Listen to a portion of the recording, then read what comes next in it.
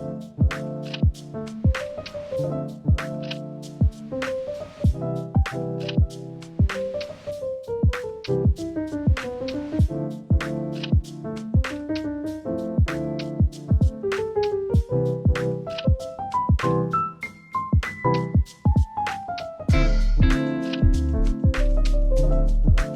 everyone, and welcome to a new video. Sorry, I don't know why I sound like I've been smoking for 10 years. I swear I'm just getting over a cold. That's why I've been gone for the last month, but welcome to a new video. It's that time of year again. We're all getting new planners. We're all trying to get our lives together before January 1st. As you can see, I obviously did not do that because this video is coming out in February. But in this video, I'm taking you guys back to my trusty journal, and we're gonna talk about how to best plan your new journal for the new year to give you the best start that you can have. Personally, for me, I don't believe in New Year's resolutions. Yeah, they're fun to do. I think it's good to have goals in mind for the new year, but having hyper-specific things that you need to do in order to be successful is, in the end, going to be detrimental to your success. So I think a better way to go about this is with reflective journaling, where you think about what's happened last year and you write what you liked, what you didn't like, and what you'd like to improve on. So that's what we're going to be doing today. Hope you enjoy. Also, it could be said that it's actually revolutionary for me to be posting this video in February because everyone has already gotten off of the improvement train for the New Year's. So this video being posted in February is a reminder to you guys to stick at it. All right, back to the video. So we're going to be going through this in two parts. The first section is more about reflection and thinking back on what happened last year, the things you liked, the things you didn't like, and what you think you could have improved on.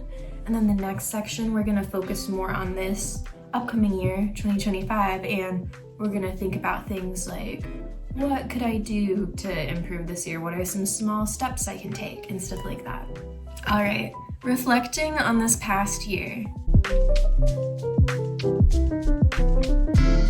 Prompt number 1 is, what worked well for me this year? Highlight any wins you might have had, no matter how small, and write it down in your journal. You can think about anything, like maybe you passed all your classes, maybe you went to the gym at least once every month, anything like that, anything, no matter how small, that you would consider a win. This is just to help build ourselves up and think about the positives of last year, no matter how bad it might have been. And then journal prompt number 2 is what absolutely did not work. This could be something like overcommitting, saying you're gonna go to the gym 5 days a week and then you went once. I'm guilty of that. Any bad habits you had, like eating too much sugar, not eating enough, really anything. This is your moment to be negative and think about what did not work. And then prompt number 3, what surprised you this year? Did you have any unexpected lessons? Did any of your goals change? Did you make any new friends that made you think about things in a different way? This is all personal to you, so it can be whatever you want. All right, this next section is our vision for the new year and what we want 2025 to look like. But make sure you keep this realistic. Don't get into that New Year's resolution mindset where you're like, I'm gonna do this and this and this and it's all gonna be perfect. Just write some loose goals about how you would like to feel this year or some general concepts that you'd like to have this year. Prompt number 1 is, what do I actually want to feel like this year? Focus on your emotions, not just your goals. Do you want to feel friendship? Do you want to feel love or just general happiness throughout this year? Think about that, and then we can think about how we will go about achieving that in our next prompt. And prompt number 2 is, what small habits will help support that? So you can think of any low pressure habits that will help build on each other to eventually reach your goal of how you would like to feel that year. Maybe you want to feel healthy, so you can have some small habits like making sure you get movement in every day, or making sure you eat 3 meals a day, something like that. Just anything small that will help you achieve how you would like to feel this year. And then just a bit of a spoiler, we're not here to do any of the new year, new me stuff. That doesn't work in my opinion. We are just helping ourselves evolve into a slightly better person, which is a bit more realistic in my opinion. All right, so now that we have our goals for this year loosely planned out and how we'd like to feel, and we've reflected on what worked and didn't work in the past year, now we're gonna get into the actual planning part of the journal. I use my journal for everything, if you've seen my other videos. It's a sketchbook, but I also use it as a planner sometimes. And I've recently gotten into the habit of habit tracking and just having a little monthly guideline to see like what I've done well this month and just write down some loose goals I have for the month. So I will show you guys that.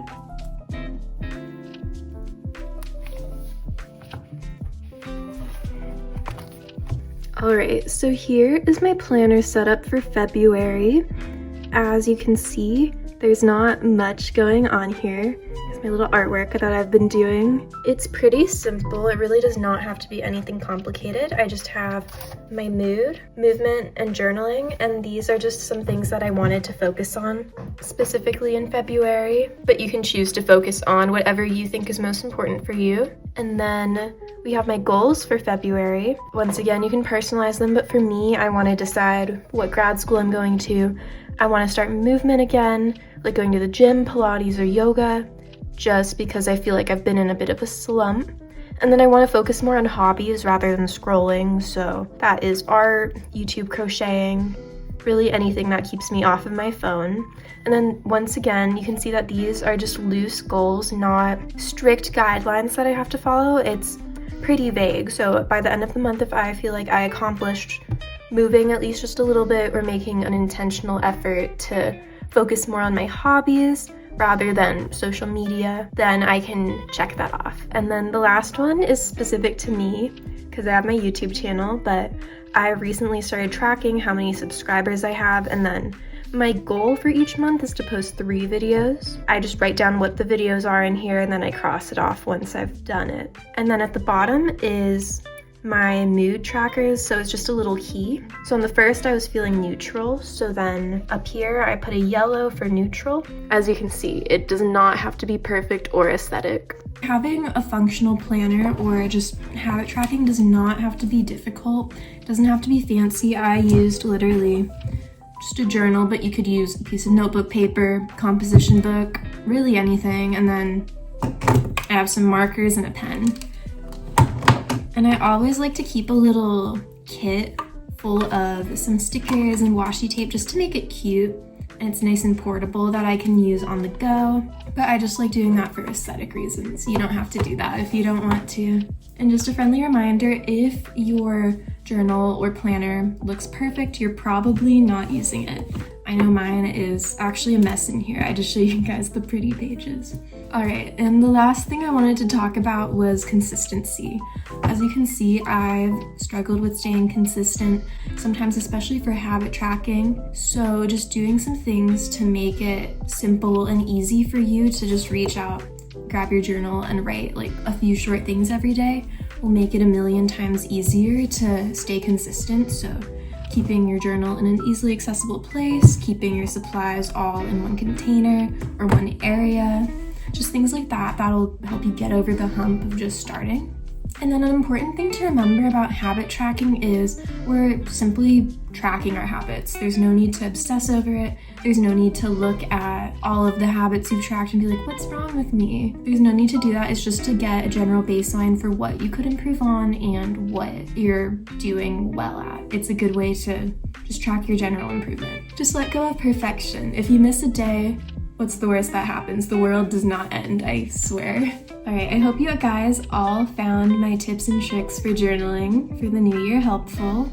I feel like I've benefited from them.